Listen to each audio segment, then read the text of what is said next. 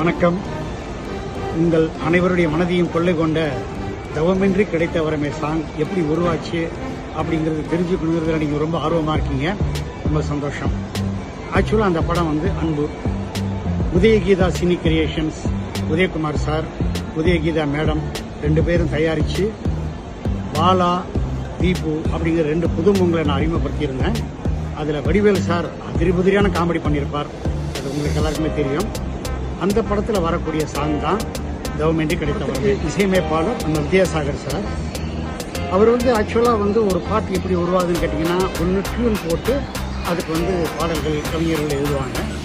அப்படி இல்லையா கவிஞர்கள் ஏதாவது நல்ல பாட்டு எழுதியிருந்தால் அதுக்கு இசையமைப்பாளர் வந்து டியூன் அமைப்பாங்க. இது எல்லாரும் உங்களுக்கு தெரிஞ்ச விஷயம் தான். ஸோ அந்த வகையில் வந்து அன்பு படத்துக்கு வந்து பார்த்தீங்கன்னா டியூன் போட்டு ஒரு 2-3 பாடல்கள் எடுத்தாச்சு. கவிஞர் விஜய் ஒரு பாடல் எழுதியிருந்தார், கவிஞர் ஸ்னேகன் ஒரு பாடல் எழுதியிருந்தார், கவிஞர் யுகபாரதி ஒரு பாடல் எழுதியிருந்தார். ஸோ இந்த வகையில் வந்து ஒரு சிச்சுவேஷன் வந்து நான் வந்து வித்யாசாகர் சாருக்கு சொன்னேன். என்னன்னு கேட்டால், இந்த படத்தில் வரக்கூடிய காதலன் காதலி இருவரும் வாழ்க்கையில் கணவன் மனைவி ஆக போகிறது இல்லை. ஸோ படத்தில் காதலன் காதலியாக இருக்கிறவங்க ஒரு கணவன் மனைவியாக பாவிச்சு ஒரு பாட்டு வந்தால் நல்லாயிருக்கும் அப்படிங்கிற மாதிரி சொன்னேன். ஸோ அந்த பாட்டை பொறுத்த வரைக்கும், இந்த படத்தை பொறுத்த வரைக்கும் பார்த்தவங்களுக்கு தெரியும், ஒரு பெண், ஒரு நல்ல காதலன், ஒரு நல்ல கணவன், ரெண்டு பேருக்கு இடையில மாற்றி தவிக்கக்கூடிய ஒரு உணர்வுபூர்வமான ஒரு கேரக்டர்.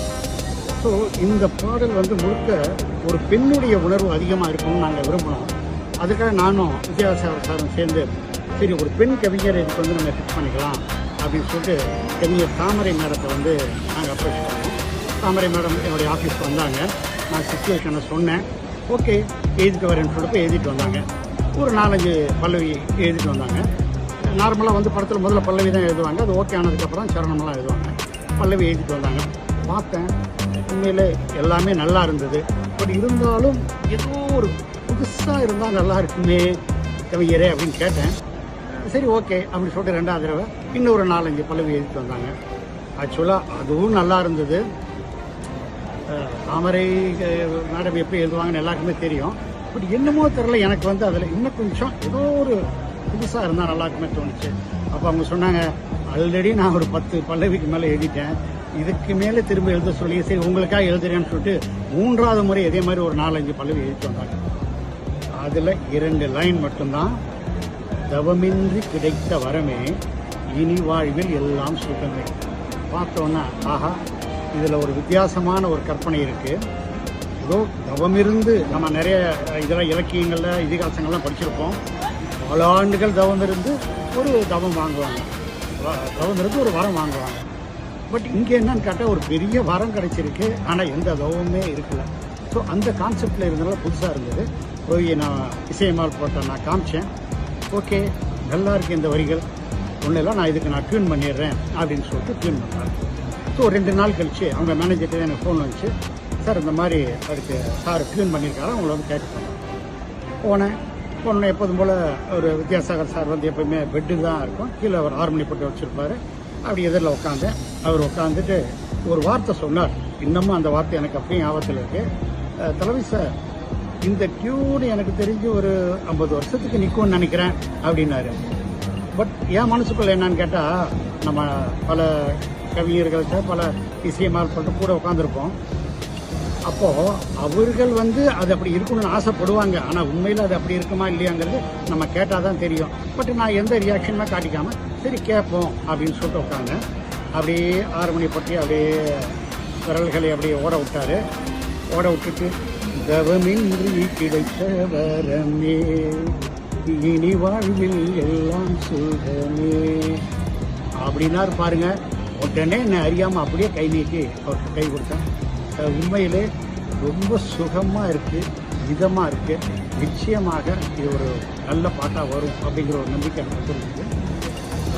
அதுக்கப்புறம் ஆஸ் யூஷுவல் இந்த 2 லைனுக்கு மட்டும்தான் அவர் டியூன் பண்ணார். ஓகே இதுக்கப்புறம் நான் டியூன் பண்ணிடுறேன், அதுக்கப்புறம் அவங்க கவிஞர் தாமரை அவங்க எழுதிட்டோம் அப்படின்னு சொன்னார். மீதி எல்லாமே அவர் டியூன் பண்ணதுக்கப்புறம் தான் அவங்க கவிஞர் தாமரை எழுதின வரிகள். அதில் வர்ற ஒவ்வொரு வரியும் ஒவ்வொருத்தரும், ஆண் வந்து எல்லாமே நீ தான், உன்னால தான் நான் அப்படின்னு சொன்னேன். பெண் வந்து எல்லாமே நீ தான், உன்னால தான் நான் அப்படிங்கிற மாதிரி நீ சூரியன் நான் வெண்ணிலா உன் ஒளியால் தானே வாழ்கிறேன். உடனே பெண்ண நீ சூரியன் நான் தாமரை நீ வந்தால் தானே மலர்கிறேன். இப்படியாக நீதான் நீதான் நீதான் நான் ஒரு நாள் சும்மா வாழ்ந்துட்டு இருக்கேன் அப்படிங்கிற மாதிரி ஒரு வரிகள் வந்து கவிஞர் தாமரை அழகாக எழுதியிருப்பாங்க. ரொம்ப ரொம்ப சூப்பர். இதுக்கப்புறம் சாங் ரெக்கார்டிங்க்கு வந்து இருக்கிறதுல டாப் மோஸ்ட்டாக 2 சிங்கரை வச்சு ரெக்கார்டும் பண்ணியாச்சு. எனக்கு என்னமோ அதில் ஒரு சின்ன குறை இருக்கிற மாதிரி வித்யாசாகர் சார்கிட்ட சொன்னேன். என்னங்க டாப் மோஸ்ட் ஆர்டிஸ்ட்டை வச்சு நம்ம சிங்கர்ஸ் வச்சு நம்ம பண்ணியிருக்கோம், நீங்கள் போய் இதை வேணான்னு சொல்கிறீங்களே. வேணான்னு சொல்ல சார், எனக்கு என்னமோ நீங்கள் டியூன் பண்ணும்போது இருந்த அந்த சுகம், அந்த ஒரு மாதிரியாக இருந்தது. அந்த சுகம் இதில் ஏதோ குறையிற மாதிரி இருந்தது. இதற்கு மேலே உங்களுக்கு ஏதாவது சுகம் வேணும்னு சொன்னால் நம்ம பாம்பேயில் தான் பண்ணணும். அவர் நம்ம ஹரிகரன் சார் வச்சு பண்ணலாம், அதே மாதிரி சாதனா சார் அவங்கள வச்சு பண்ணலாம். சார் பண்ணுங்கள் சார், ஆல்ரெடி இதுக்கெல்லாம் பே பண்ணியாச்சு, ப்ரொடியூசருக்கு என்ன பண்ணுவாங்க அப்படின்னா நான் ப்ரொடியூசர்கிட்ட பேசிக்கிறேன்னு சொல்லிட்டு ஆக்சுவலாக ப்ரொடியூசர் சார்ட்ட சொன்னேன். ஓகே, உங்களுக்கு அப்படி நல்லா வரும் நீங்கள் விரும்புனீங்கன்னா நீங்கள் பண்ணுங்கன்னாரு. அந்த மாதிரி ஆல்ரெடி ரெக்கார்ட் பண்ண சாங்கை பாம்பேயில் ஹரிஹரன் சாரும் சாதனா சர்க்கர் மேடத்தை வச்சு பண்ணினது தான் இன்னைக்கு நீங்கள் கேட்டுட்டு இருக்கக்கூடிய சாங். இந்த சாங்கை நான் பல பேர்கிட்ட பேசிட்டு நண்பர்கிட்டலாம் நீங்கள் என்ன படம் பண்ணியிருக்கீங்க அப்படி கேட்கும்போது இளைஞர்கள் கொஞ்சம் யார்கிட்ட வேணாலும் நான் சொல்லுவேன். சொல்லும்போது நம்ம நட்சத்திர தொலைக்காட்சி அன்பு அப்படின்னு சொல்லும்போது அன்பா அப்படின்னு சொல்லும்போது இந்த தவமின்றி கிடைத்தவரை ஓ அதுவா அந்த பாட்டு எங்களுக்கு ரொம்ப ஃபேவரட் ஆச்சு. ஒரு ஆண் சொல்லும்போது பார்த்தா என்னுடைய லவ்வருக்கு அதுதான் ரொம்ப பிடிச்ச சாங் அப்படிமா. அதே மாதிரி ஒரு பொண்ணு சொல்லும்போது சொல்லுவாங்க என்னுடைய லவ்வருக்கு அதுதான் ரொம்ப பிடிச்ச சாங், என்னுடைய ஹஸ்பண்டுக்கு அதுதான் ரொம்ப பிடிச்ச சாங், என்னுடைய ஃபேவரட் சாங், என்னுடைய காலர் டியூனே அதுதான் அப்படின்னு எல்லாரும் சொல்லுவாங்க. ஸோ இந்த அளவுக்கு உங்கள் மனதில் இடம் பிடித்த இந்த தவமின்றி கிடைத்த வரமேங்கிற சாங் உருவான விதம் இதுதான். நன்றி.